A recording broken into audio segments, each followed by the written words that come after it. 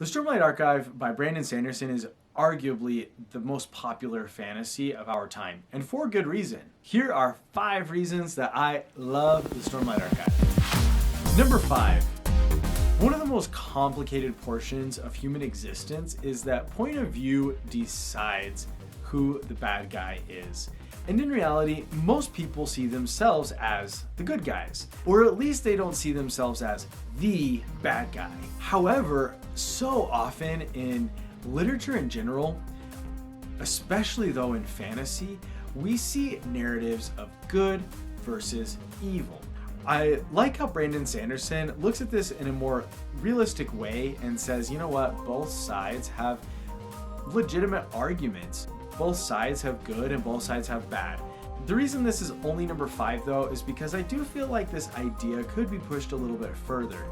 There is still a feeling of good versus evil in these stories, and maybe that's what Sanderson's going for, but I personally like that those lines are blurred. Number 4. There are so many secrets in the Stormlight Archive for us to uncover. And my favorite secret just got infinitely more juicy with the release of the final book in Mistborn Era 2. Number 3.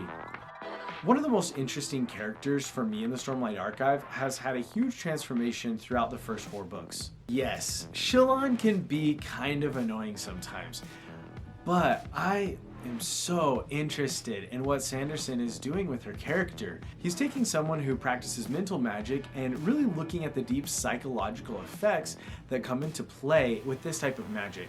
And so often in fantasy, the magic doesn't have such a deep effect on a character. And if it does, it's often on the side of like the Lord of the Rings or the Wheel of Time, where magic makes the person evil. I personally just really appreciate this hyper-realistic look at how magic would affect a person in real life. Number 2. Spren are so interesting. First off, I love what they are, that they are creatures born from human thought. That is such an interesting idea, and I absolutely love it. And Spren feel a ton like Digimon. Think about it. Digimon are from another world, like a parallel world that's slightly different.